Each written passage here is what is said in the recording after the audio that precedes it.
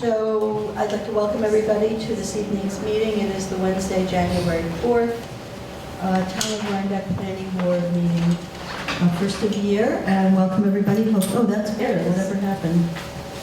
Hope everybody had a good holiday season and a happy new year. So I know we're expecting at least one more planning board member, but we do have a quorum, so we're okay to begin the meeting. We do have two new things that have been added to the agenda. One is a time extension request and one is a ZA referral. So we'll take those up. We'll probably take those up right at the beginning of the meeting since we have no new applications. You have Jim's meeting notes. Are there any comments, questions? If there are none, could I have a motion to approve the meeting notes? So moved. Thank you. And a second? Second. All those in favor? Aye. Opposed? Abstentions? Motion carries. The December draft minutes circulated by Gretchen. Has everybody had a chance to look at them? I move we accept them. Thank you, Edna. Second, please. Second. Okay. All those in favor? Aye. Opposed? Okay, and motion carries. I don't have any correspondence or announcements. Anybody else? All right. So, because we cannot start the public hearings until 6:15, I think we will jump ahead to look at the two new additions to the agenda, that being the time extension and the ZA referral. So, Jim, do you want to talk to us about the time extension for Siro and Folger? So we reviewed an application for Ciro and Folger at 126 Cedar Heights Road, middle of last year in July, and their approval for site plan will expire tomorrow.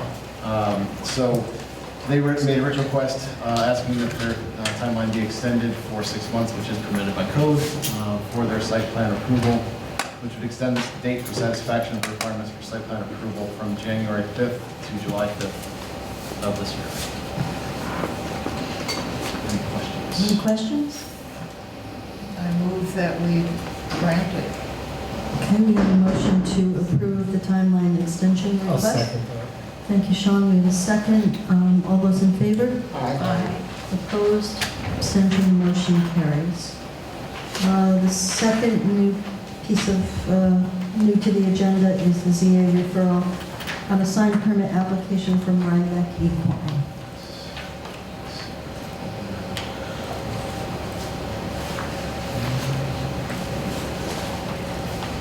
Give me 1 second. Take your I time. have time. It's okay.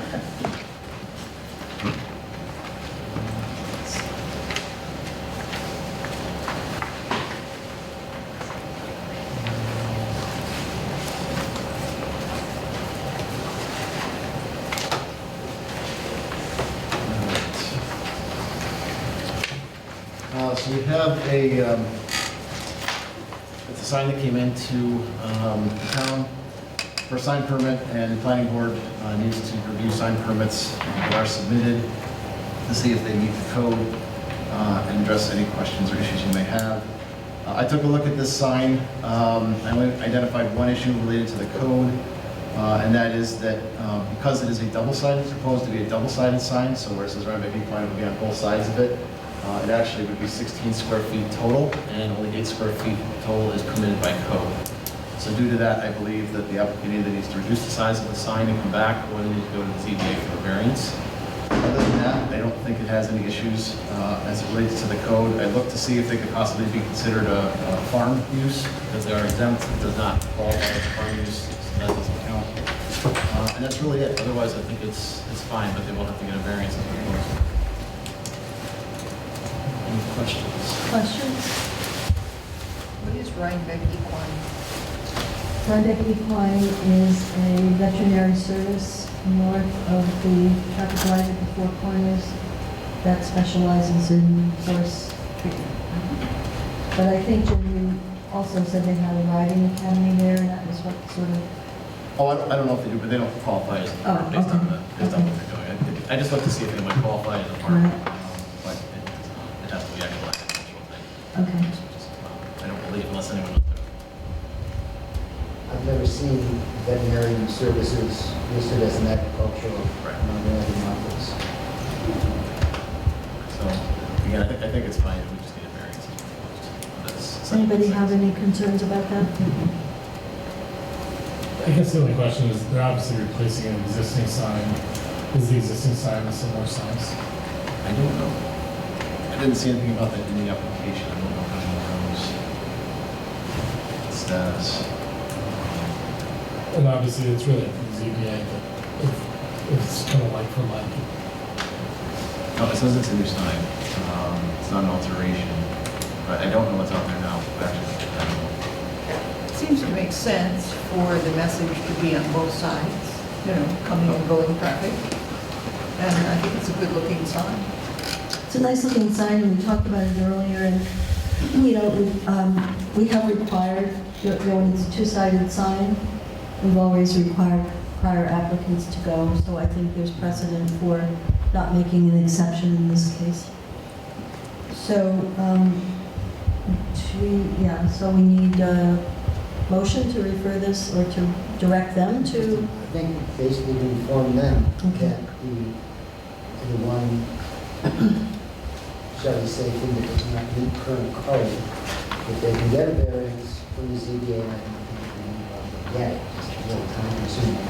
Or they can shrink the sign down to 4 square feet and just that. all right, so that's just a matter of communication. I don't know that we need a particular motion to that I effect. just send a letter to that effect. It'll just Okay. be, Gretchen will make sure it officially goes back to the Yeah, there actual should be a ZA. motion for the comments, though, Comments. to prove that the comments will be sent over. All right, so can I have a motion to direct Gretchen to forward these comments to the applicant? So moved. Second? Second. Okay. All those in favor? Aye. Opposed, abstentions? Okay, I can announce, I know there's at least a couple people here. We have, just within the last few days, received the comments from CPL Christian Moore regarding Rockledge. The applicant's engineer, Mark Rominski, has only received them within the last few days and has requested a 2-month extension of the public hearing to give him time to review all the comments. We're going out 2 months because, assuming that it's going to take Mark a little bit of time to get through it and to respond, it will then go back to Christian again to ensure that all of Christian's questions have been completely answered by Mark. So we're going out 2 months just to give everybody a chance to get through it in a thoughtful way. So if any of you are here just for that and would like to skip out early and miss the rest of the fun, you're welcome to do that, but that's just a heads up.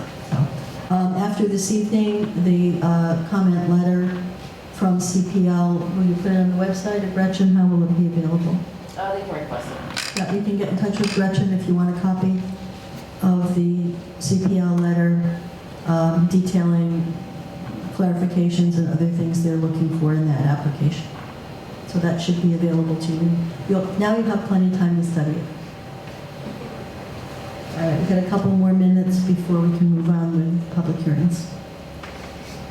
Can I ask a general sign question based on that? Sure. If it was a replacement and it exceeded the existing requirements, does it get grandfathered in? Or they have to adjust it based on today? Yeah. Yeah. The way they wrote the law. Right. The way the code is written, any kind of grandfathering or replacement like that ended 5 years after the code was written, and that was many, many years ago. So Okay, got it. that's all. Maybe. Thank you. I have to believe they've had a sign out there. Oh, Yeah, that's why I was just curious, but it makes sense because they want people to conform to today, you know, so but. This Yeah, is next they to do Warren have a Company, sign. right? Yeah. Yeah, it's just by the Palatine farmstead there. It's actually behind the Palatine. Yeah, and I know I've seen a sign of some sort. Yeah. Maybe it's just on the fence I think or it's a little something. more, it's similar to that. I think those posts might be there. I think it is similar to I that. think so, but. Jim's gonna find it. We have plenty of time. Might as well Yeah. tool around like that if there's something. Oh, it's not that high. It's just past the 99. Wow, that's impressive. Wow, look at I don't know, that. it's brand new. This is just I Not yet. Oh, it's not double-sided. So it's not double-sided But because if it's that's just... the It sign. could be. And it's back from the, yeah, it's on their drive, it's not actually on the road. Right. That is it, yes. What we will then send to them is that if they're proposing double-sided, because from the depictions they've shown us, you can't tell. Actually, it looks like double-sided the way they're showing it in the, It's stated in the application. it's double-sided? In the notes. yeah. Okay. It's one double-sided 37.5 by 30.75 by 8 square foot sign. But a double-sided for 60. Can you scroll down to the rendering picture? Oh, yeah, so they are moving it, because that's Route 9 behind Yeah. it, where before it was Equine. and- Well, it's Warren Putnam. Yeah, just- yeah, exactly. I can guess why they're doing it, because unless you know that road is there going behind the farmstead, you wouldn't necessarily see it. Not at 55 miles an hour. Probably not at 20. It's church.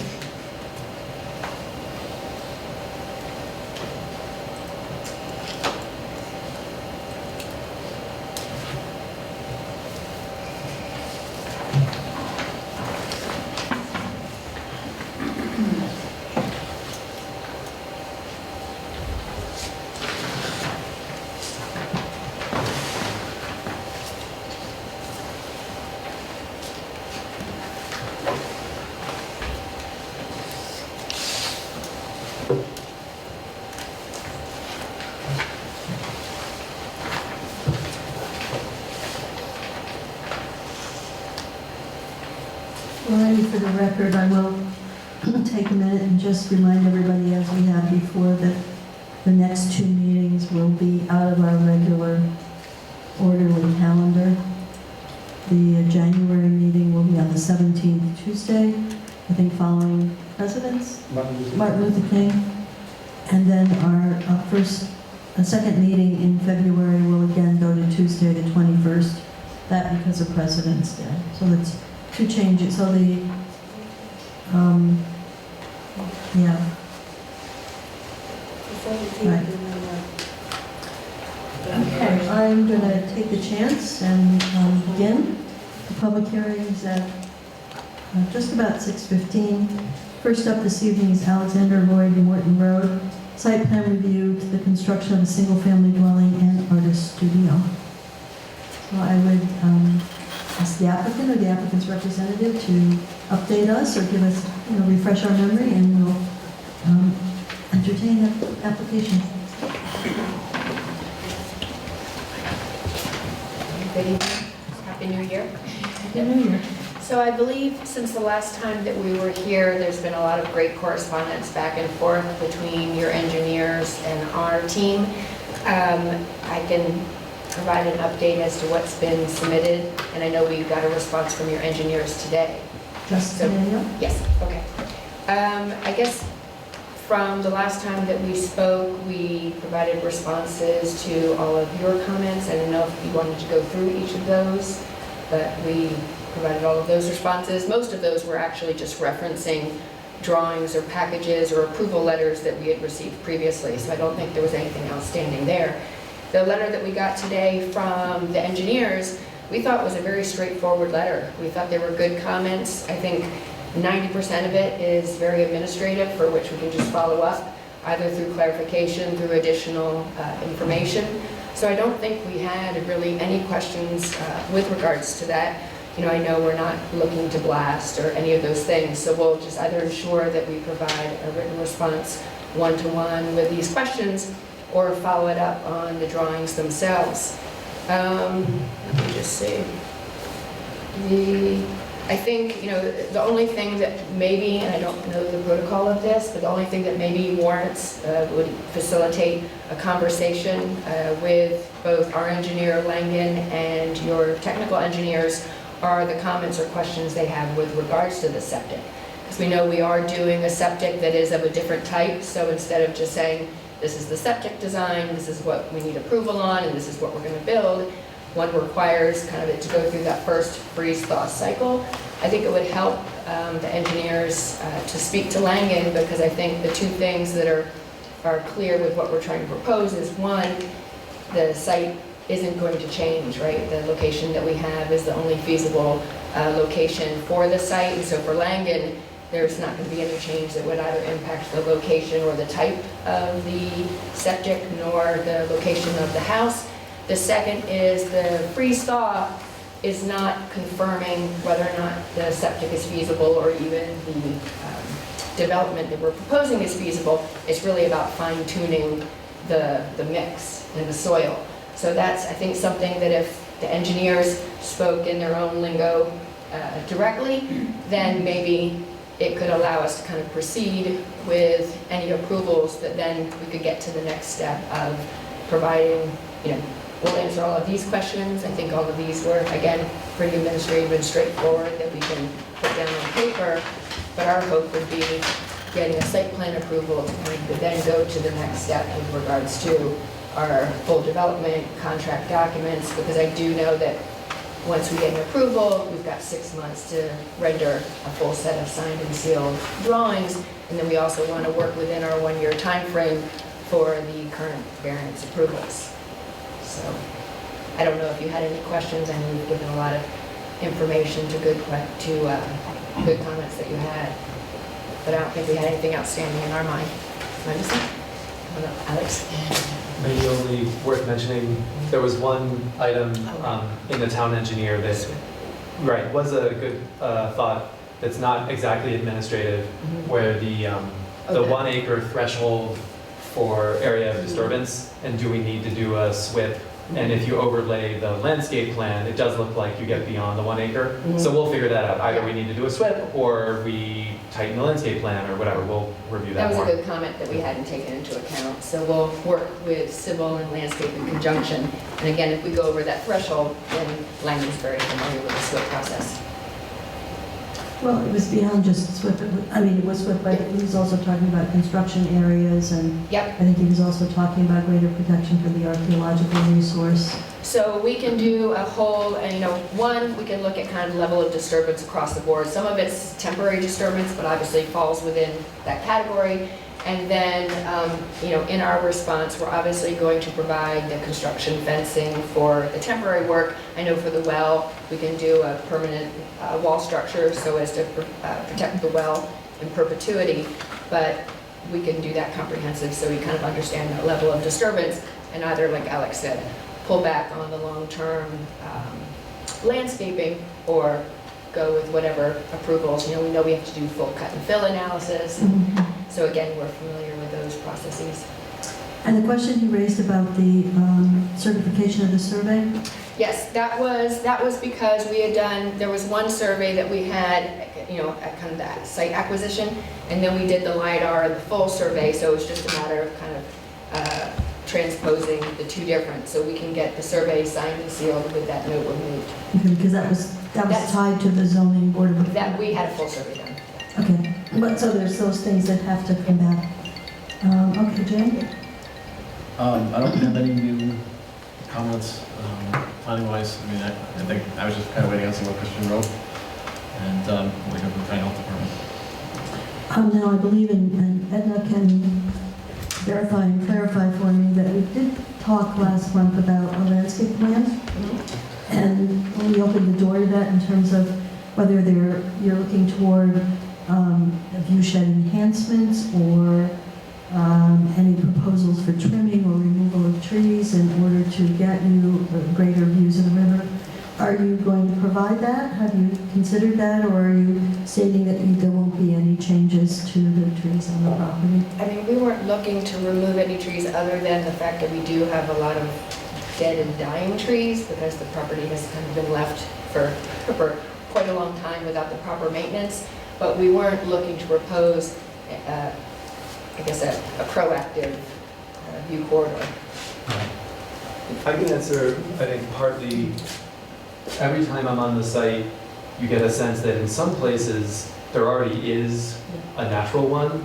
Like one of the big advantages of where the studio is. Right. It's not as obvious on the... It's not, but it follows the natural valley. So what's beautiful is nature has kind of created the view corridors. And then you'll notice for everywhere else, the planned clearing is either the house itself or the septic. And if after the house is in and the dead trees have been removed and have been there for 5 years, and I say, you know, this is the one spot where you would really wish, you know, that tree, then as I understand the process, you can come to the planning board and say, hey, I would like to have that conversation.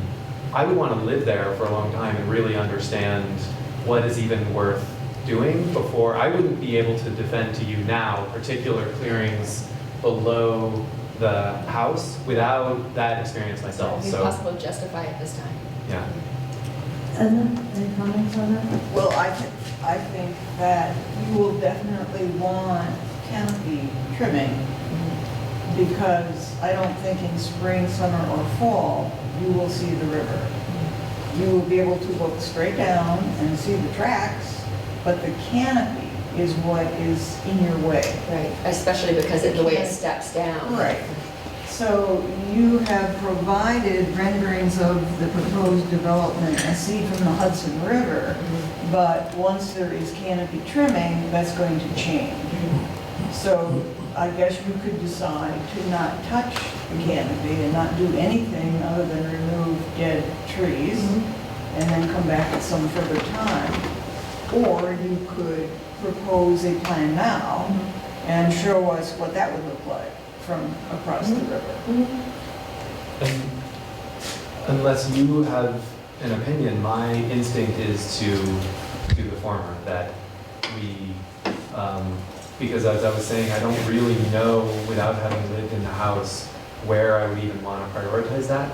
And in the spring and fall, from that sort of southern corner, there are still places where you get actually pretty exciting light glinting back from the river through the trees. And so I wouldn't even be ready to say at this stage which parts would I want to fit in. Of course, you're right that it's very different in the summer, but also I don't know which parts of the canopy am I going to be very glad are shading the house in the summer. That's worth a lot. I live in Tribeca in the city, where you're very hungry for tree canopy. So unless there's a sort of active wish from the board that we try to plan all of that out now, my preference is we go with the tree clearing plan we've shown you and are very clear that, you know, other projects are their own thing, that you come back to the board when you're ready to argue this is what the benefit would be and this is what the impact on the view from the Hudson would be and so forth. That's my instinct of how to proceed, unless you would like to. I believe it's your choice. Okay. The other question that I have is what is going to happen regarding landscaping around the house? Since there's 12 to 15 feet from the house to the edge of the slope, it seemed to me that after you had cut off the top of this rise, what you're going to end up with is a lot of rock rubble. And so I'm wondering, is that the plan to leave the rock rubble? You know, or do you have some other kind of plan that would somehow allow some planting there? And are you speaking about No. these areas? Yeah, that area. This area here? Right. Like sort of under where it Yeah. says house is Right. the place where the top of the hill gets cut down a little Right. bit. Right. And so the question is like, I think you're asking, what would we do with that material? Well, you're going to have equipment up there, and it's equipment that's going to be cutting into rock. So that's going to push rock around, and machines have to move around. So any soil or plants that are now at the top of that area, I believe, will be gone by the time you're ready to start building. So I'm simply wondering, you know, rocks are very close to the surface. I don't see how you could actually add soil there without it flushing down the slope. I'm just wondering what the plan is. I think the house itself is the ground cover where the removal happens. That sort of lobe is like The high point's also where the label of the house is. here. Yeah. And the house, this is one reason why we did the laser scan, so that we could dial in how the house is cut versus filled. So the house is cut in a little bit here, rather than having shaved down and exposed a terrace here. Right. And the other interesting thing is, while you're right that there is going to be rock cut into, and you saw kind of the cut and fill diagrams that we did, the highest point here we don't know what led to this, but it appears that at some point it was mounded. You know, there's a new soil that's been added to that, so I don't know if it was dug from somewhere else and transplanted. But, you know, anything that, you know, a lot of the kind of surrounding area, we're looking to do ground cover, you know, again, to kind of stabilize. But I don't think, and certainly things will be further developed, but I don't think we have to do a lot here because our hope is that we're just, for the most part, preserving what's there. Don't you think that there will be construction equipment there during the building process? Hopefully mostly on the high part. Yeah, I mean, the premise would be any contractor, and even with guidance through SGH and some of the structural engineer and civil engineers through the geotechnical soil borings and such, are going to want a certain buffer by which they don't have equipment coming so close to the outcropping. So typically there's an offset by which, you know, most of the heavy machinery and let's call it mechanical removal and excavation will happen from one side. You know, you're usually doing things from the uphill side, so as not to kind of be in a soil destabilization and erosion. Could we see the top left corner of this slide? Oh, Jim's got it. You got it. In that, well, not readable at this scale. Oh, I have it blown up. In the description, I think it's referenced back to what that kind of chartreuse yellow is referring to. The Hudson Valley Farm Hub did a set of planting mix studies.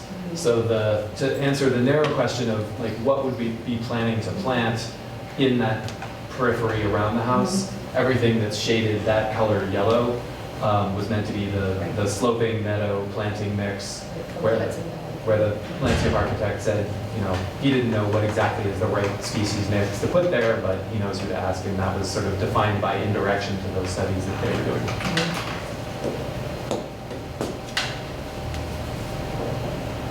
Do you have plans to reuse the rock and soil that you excavate on site, or are you going to haul it away, or?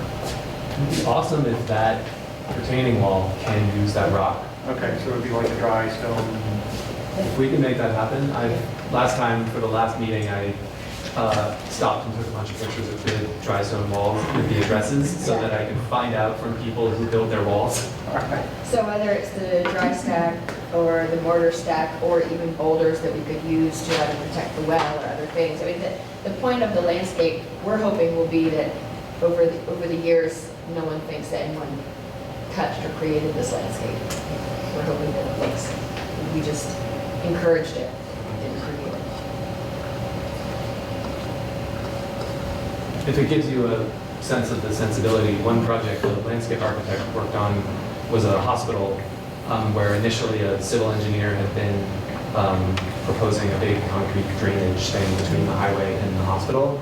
And he said, wait a minute, you want to remove this marsh to put a concrete drainage thing, why don't we use the marsh for drainage? And then just sort of like augmented the planting of the marsh to make it be able to soak up the drainage needs of the hospital, and then it worked fine. So like that's his kind of practice. You had said that this pending aspect of the septic design, as far as putting the material in, having it go through a freeze-thaw cycle, and then doing some sort of evaluation of it, that evaluation isn't going to lead to the extension of the laterals or the height, raising the height of the bill Right. at all? Well, we can have Langdon put all that down because I don't want to, Okay. I don't want to step on their toes of their expertise. Because what the but- engineers seem to be saying is that if there's any amount of creep, you don't have a lot of range, like there aren't many places for you to go because of the constriction of the site. Right. So usually if you have to add 4 feet to the berm, it's not a big deal, but in your case, you're going over an embankment, and then it does kind of become a big deal. I think it's totally fair to get it more clearly written down as part of the conversation between our engineer and the town, Okay. what those contingencies look like. I think that's an interesting question. Yeah. Okay. Because, because obviously we all have the same questions and the same goals, which is if we know that regardless of what comes from this freeze-thaw test, Yes. the premise is just that they're changing the mixture here and all else remains, that frees us up to say, okay, it's not about if it works or what impact it has on the site, it's just a matter of fine tuning some localized area or components. Okay. That's a very different conversation and allows us to move forward. Right. And we'll have Langus put that together, and then again, they can have a conversation with their engineers if it helps. Michael, if this period of freeze thaw revealed significant new information, would that be subject to a field change, or how would that work in terms of the design? If the plan is approved. If the plan was approved? You have the planning board approves the site plan to the overall project, Right, and then it goes through the field. and that needs to be altered. Well, I think it would depend on the extent to which the alteration is Right. required. If it was fairly minimum, for example, say we're going to be removing material and then replacing it with something more appropriate for what they need, so you're not really changing the landscape, the final topography, let's say, then I would assume it would just be a field change. If they had to really go in and really change things, all of a sudden they find out to enlarge or anything like that, and significant change, and yes, it would be a site plan, in my opinion.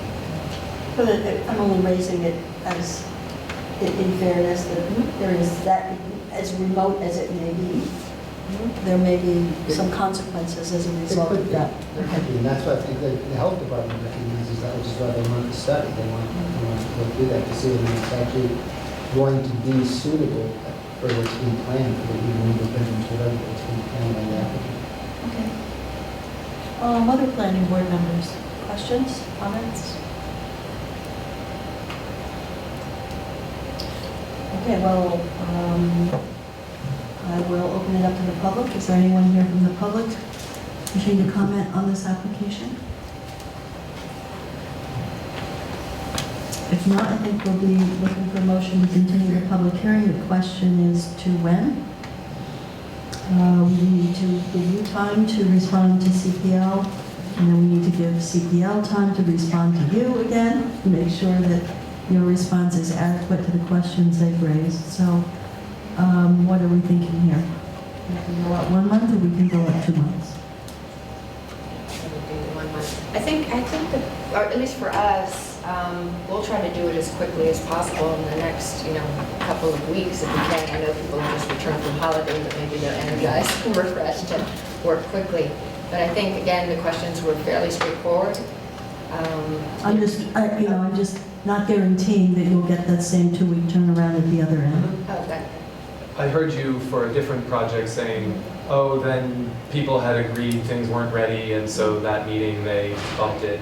Can we do it for a month, and then if it turns out that things aren't ready, we mutually agree, hey, let's defer another month? Can we do it that way? Yeah, certainly. I mean, I don't see a problem with that. And I do think that, what will trigger that is whether we've heard a response from CPL or not.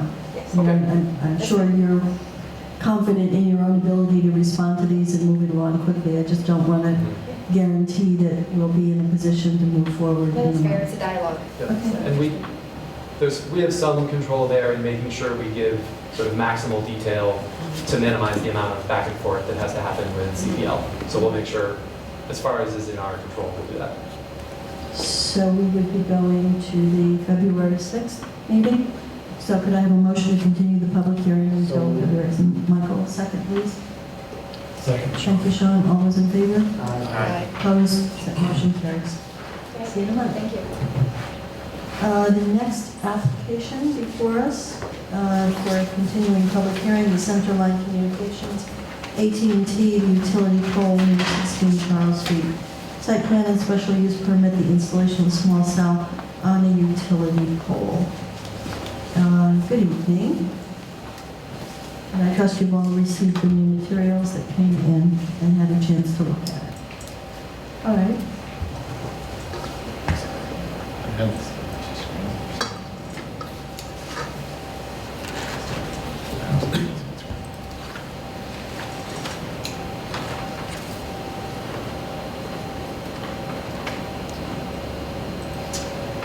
So at the last meeting, you had asked for me to go back and provide some additional information from AT&T regarding the train station application and additional information from Central Hudson on the utility poles within the search area and the details on each.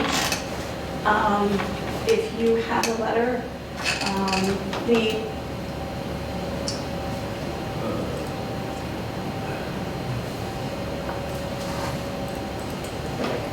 thank you.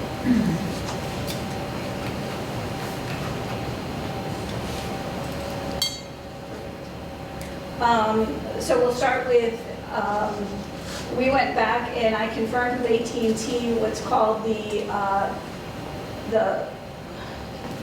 terms correctly, the search area request coordinates. The search area request coordinates are the coordinates provided by the AT&T RF engineers to provide the service area that they need to provide the coverage objectives that's needed for this particular site. Those coordinates are shown on the red dot there in that circle, which is the algorithm that they come up with to show what the area of the search area that they need to accomplish the service for the objective. From those coordinates, then they identified all the appropriate structures utilizing the existing infrastructure within that search area. You can see the train station is outside the circle, but we also have confirmed with AT&T that Amtrak does not currently have an agreement with AT&T and does not want an agreement with any carrier. They have a strict policy that they do not share infrastructure and they will not lease any property owned by Amtrak to any other carrier or any other person. Their property, just from a legal perspective, is not anything that they deal with any leasing for. It's also outside the service area. The other thing we did is identify all the existing utility poles that are within that search area and provided the Central Hudson details on each of the pole. Each pole is identified and then labeled as usable or not usable. Just to give you some information, so each one is labeled. It starts in the upper left-hand corner with pole A and goes through which ones are allowed and not allowed based on the existing structures that are already existing on those utility poles.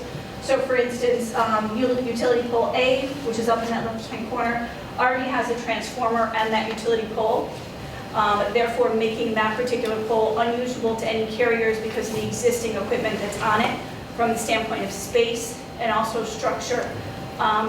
Adding additional equipment to that pole would not make that pole suitable from a structural standpoint to handle the load. So they've gone through and identified each pole and what it's used for. So A, B, and C all have transformers on those poles and were eliminated from this search. When we get into situations like pole D is what they call, and this was a new term that I learned too, is called a junction pole. And what that means is the pole that's located at the intersection of two roads. Those poles are also ruled out by Central Hudson. They will not allow any additional structure on those poles due to safety reasons, just for accidents and obviously where they're located. They do not allow any additional structures to any pole that's located on any crossroads. So all those have been identified. And then you go into locations E, where poles that have risers or other major electrical equipment. So they've gone through and identified every pole and which ones were eliminated from the beginning from their Central Hudsons and which ones were accessible for our use. From there, RF looks at the ones that were identified and then does the algorithm within those poles to determine which ones are within an appropriate height range and structure-wise to provide the service that they need. Going through that list, that was how you get to which ones were eliminated, which ones were not, and the pole that was identified, which is the pole pinned in green. So you can see the original location, the pole in green, and all the corresponding poles.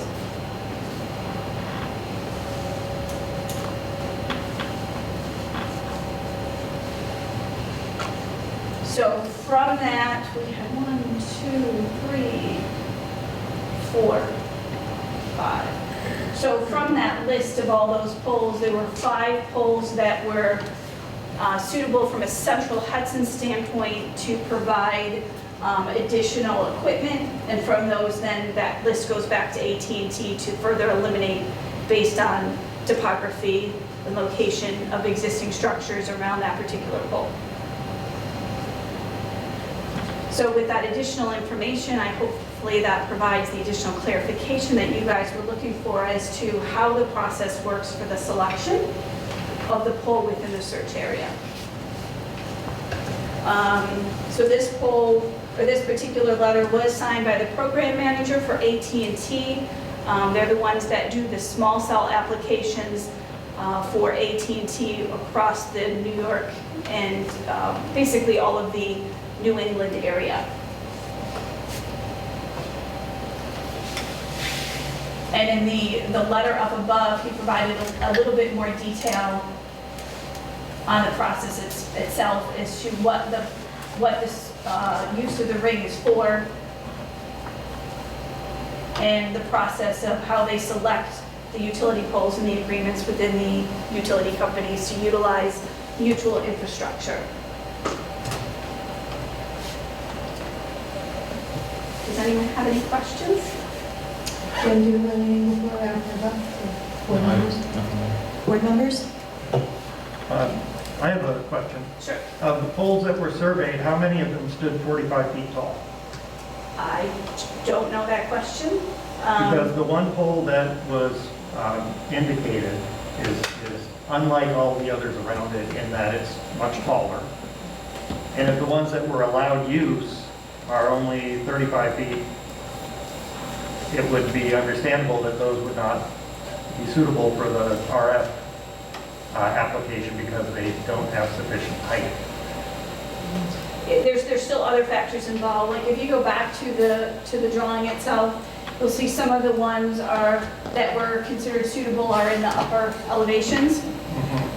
Again, the way that the cell technology works, you have a range that the signal is projecting, and you can be either above or below the signal. So sometimes you can actually be too high or too low. So based on the needs here, all the ones on this upper part from a topography standpoint were ruled out because they're actually too high based on the service area or where they need to provide the signal. So in that case, you can be too low or too high. There's kind of a range in the middle because of the way that you've got to remember the cell technology is a line of sight.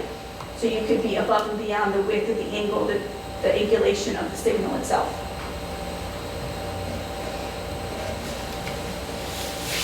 I assume that the planning board has no jurisdiction over any Central Hudson installation, since they've never been before the board. Correct. That's our understanding. I have a question. If 5 poles were contenders for this, and this was to be installed, and another service provider or perhaps further equipment from AT&T wants to be in addition established, then what happens? It goes to these other 5 poles? Like, are these 5 poles remaining contenders, or have they also been outruled as any possibility? This is the only actual pole that can be suitable. The same parameters would hold true to any carrier. For instance, if Verizon were to contact Central Hudson and go through the same exercise, they would also be limited to those same poles. Again, Central Hudson being the owner of that infrastructure gets first priority to whatever their needs are first. So whatever's left over is what the shared utility companies can provide, sharing that mutual infrastructure. So you are correct that if another carrier were to approach and want to use, they would be restricted in the same way, unless of course Central Hudson has modified their own conditions. But you can see a lot of them already have transformers, they're at those junction points. So from those same characteristics, those would be eliminated for them also. But again, each carrier has their own coverage needs based on where their towers are located. So the chances of another carrier needing coverage in that same specific area would be very limited, depending on where their towers and signals are coming from.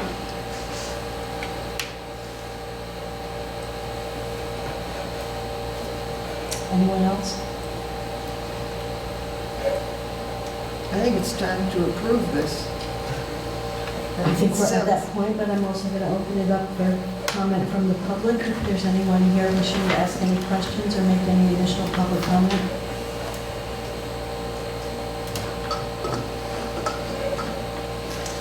Okay, Jim? So I think we're at the point then to vote to close the public hearing. Is that what is everybody I'm ready satisfied? to do it. I move that we do that. Close the public hearing, second, all those in favor? Aye. Opposed, abstentions? Jim, you have resolutions for us to consider? I do, we want to talk about colors and designs. Yeah, it's good, thanks for reminding me. I would remind us that we have some options that were available and presented at the last meeting in terms of colors of poles or covers on boxes or whatever. I don't recall that there was any comment from the general public indicating that those were desirable characteristics. But that is something that we should decide, that we either want to go with the pole as originally proposed, or we want to consider the, I guess I would call them aesthetic alternatives. The question was, would it be shrouded or not? That was one question. That was one. So you have a single box that is somewhat larger Correct. rather than multiple attachments. Correct. And then Correct, there's that a would be the color first decision. So, and then I would then obviously follow up with the appropriate construction drawings and details that are based on the choices that you make. So the first decision would be whether you want to shroud the equipment boxes at the bottom, which is basically just an exterior metal box that covers our equipment, again, not Central Hudson's equipment, but our equipment, which would be the antennas, with a larger box, which just basically creates a cover over those two boxes inside, and whether you want to go with or without the shroud, and then whether you want to paint, and you've got three options there. You can go with an unpainted surface, which would just be, you know, an unpainted steel look, or you can go with a painted brown or a painted gray. So all three of those options would be available. If one selected a painted finish, should I presume that it would need repainting periodically? It's powder coated, so there's powder coated steel, so I would say very limited. But if, Although I've seen powder coated stuff that gets chipped and, Is it less shiny if it's powder coated? Yeah. To reflect less light? I would say at this point, if that's something that the board wants to add, that there would be maintenance or some sort of resolution that if you felt in the future the equipment needed to be updated or maintained, that certainly would be allowable. whose responsibility would it be? Yours or Central Hudson's? Ours, for our equipment, yeah. That they could go in, I'm assuming that's happened in other municipalities where they could go in and update or change the equipment. That might be an option because obviously the poles themselves weather and change over time also, which is why I'm a little hesitant to say what it's going to look like, because that pole being a natural finish is going to, I don't even know, do poles darken? I would assume that they would darken over time. What is the wood of the pole? The pole is essentially a treated wood. Anyone have any knowledge? I mean, Usually southern yellow pine. Yeah, I mean, Typically. So what happens with that treated wood over time? Is it They gray? change the way that they treat it, yeah, but typically all grays. It'll because of- gray. Yeah. Yeah. grazing gets darker, I would think, just like a Opinions, folks? Yeah, I mean, I would close the public hearing, but if someone in the audience would like to comment on that, I would entertain that. No one spoke up last month. What is your, I think it should be powder coated. I think the steel is very bright and reflective. And just based on these pictures, I think the brown seems to blend in more to me, but I agree that I wish we could get a clearer color of the neighboring aged pillars, but I like the gray, because the pole's going to gray. whatever's closest to the pole, I agree. Is there any provision for removing this when it's deemed obsolete in 12 or 15 years, or whatever the time period is? You could put that into your requirements, that if and when the site is not used, that it would be removed. I mean, that would be standard conditions that would be with any typical structure tower, so you certainly could add it here also. That's I have no probably problem worth doing that adding either. to the resolution. And I agree with you, that would be something that would be good to add. All right, Jim's going to take a quick look to see. Typically, utilities like this are required to remove their infrastructure. If it becomes obsolete or they stop using it or damage, that kind of thing. All right, but the intent of the resolution could be that if it's not already in the code, we'd like to include that. And you can do it anyway, too. There's nothing saying. Let's do it anyway. So I don't know that I heard a consensus. I have no preference myself. I guess my preference is to leave it natural and let it be what it is. I get Delisa's point, but I've also seen situations with powder-coated stuff where it starts getting chipped and then it rusts and it's just ugly. For whatever it's worth, I've recently had some experience with steel railings, and the manufacturer, the fabricator said that powder coating is much more expensive, but because there's virtually no maintenance, there's a painting process which would have more maintenance. So we could gather more information, but that's part of why I said that. 'Cause I think it's, and I would agree that having a provision that the maintenance would need to be in there should anything happen to it. Is it stainless steel? It is. Yeah. Yeah. Yeah, I like that also. How many people here prefer to just let it be stainless steel as opposed to requiring painting? I'm happy with that myself. That's my inclination. Anybody disagree with that? Anybody feel strongly? I'm not going to go with that's just a preference, but Okay. whatever the board decides. All right, so I think we're going with leaving it, but we want to make sure we have a provision in there for removal should it become obsolete. Okay. So we are shrouding it. We are shrouding it. It's probably better for the equipment to have the extra protection, particularly in the type of weather. Okay, so we're shrouding, we're leaving it natural, Right. and we're putting in the provision for removal if obsolete. And I guess the only other thing I'd suggest is you should say Rhinebeck, New York, 125749. You know, it's very funny, if you go on parcel access, you can find it both ways, all the way through parcel So since access. it is a separate post office, it should have. I get very confused. There's I also just said two when Charles you do the Streets. removal section, make sure you identify both the antennas and the radios, just so it's clear. So, which would be the removal of the antennas at the top and the radios at the bottom.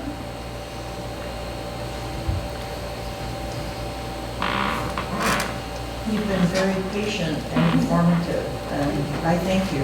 No problem. You ready? Turn it over to you. Generally speaking. All right.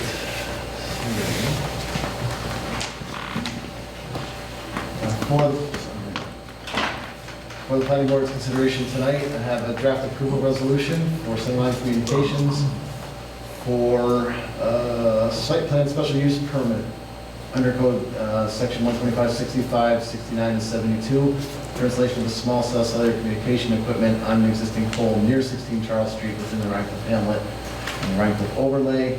Classifying the action as type 2, for which environmental quality review is precluded.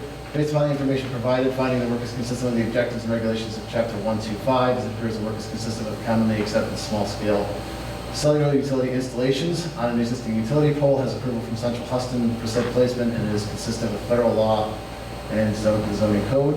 With respect to the application for special use permit to authorize construction or installation of the small cell improvements on the existing utility pole, finding the proposed work and intended use to be consistent with the general standard for special use permits, and granting the special use permit conditioned upon site plan approval.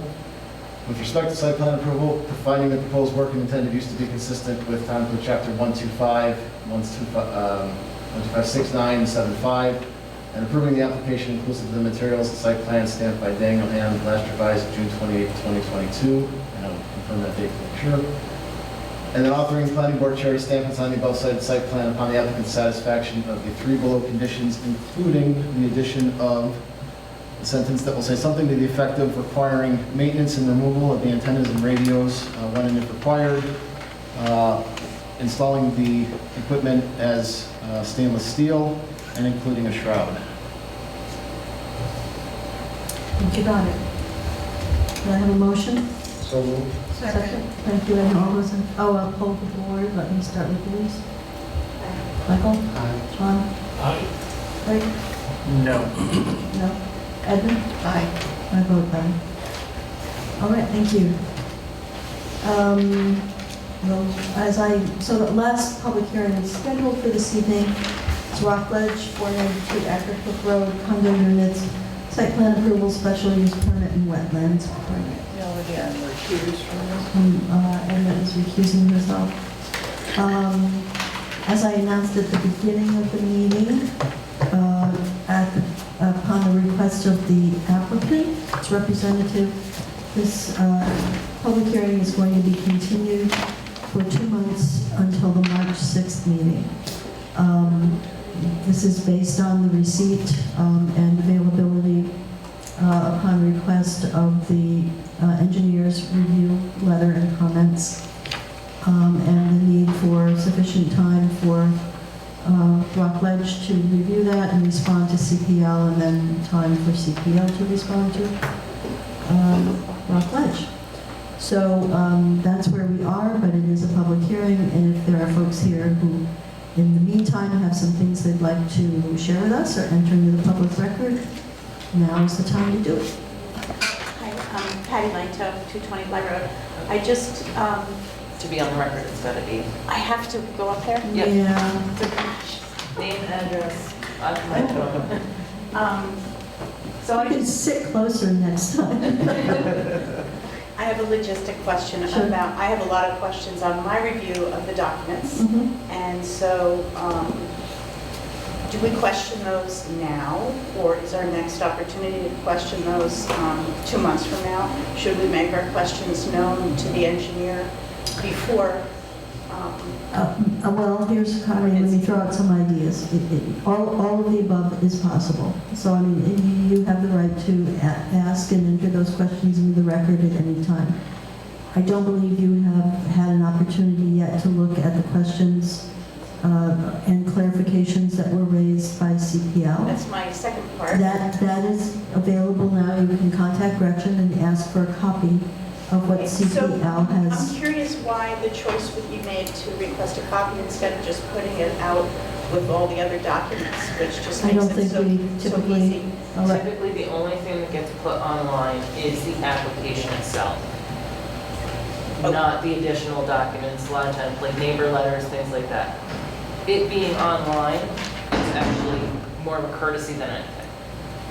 We are not required to put anything online, so It just we makes try it to keep it just. Easier for everyone, Yeah. so. Okay, but the process then is. But yeah, if you just send me an email, I'll send it to you. All right, great. And so I guess I would suggest for you that maybe the best place to start is to take a good hard look at that to see if any of the questions you have already been raised by the engineer. If they have not, then you're free at any time to submit your own letter, adding to the record those things. I mean, you can certainly come at the next meeting and present them in the public, but in the interim, you don't need to wait. You could look over the CPL letter and decide these are the 5 questions that haven't been raised by them that I still have, and submit them. And at that point, we then can refer that letter directly to the applicant, and they can get a heads up that these other questions are out there. So I would encourage you to do it sooner rather than wait until March. I just think it keeps the process moving along. Great, thanks. Sure.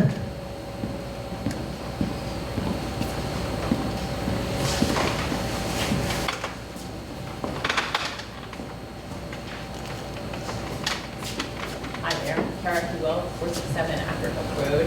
So in the interest of keeping things moving along, just 2 quick things.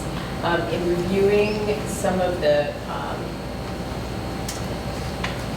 plans in the file, particularly from the architects, Dutton, from 2020, in the security gatehouse, they've designated a check-in area and a convenience store.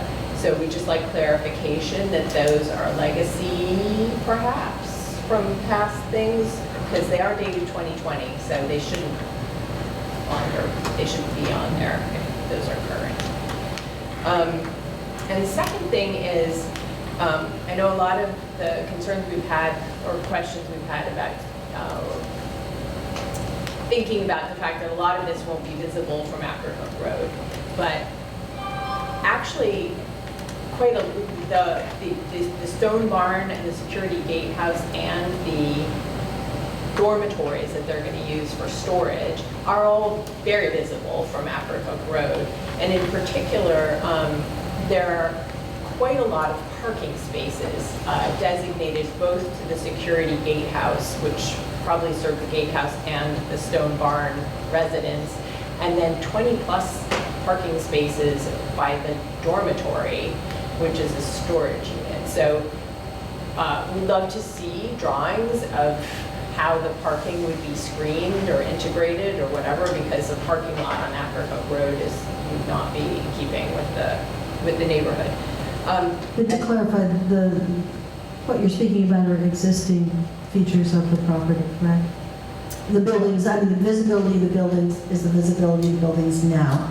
It's not new construction. Exactly, it's Okay. existing buildings, but they don't have as far as I know, the parking spaces are not existing.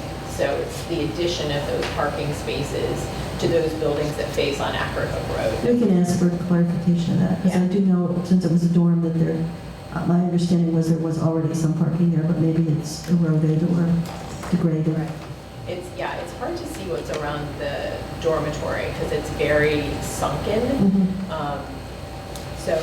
And then that sort of raised a question about the entrance and the exit.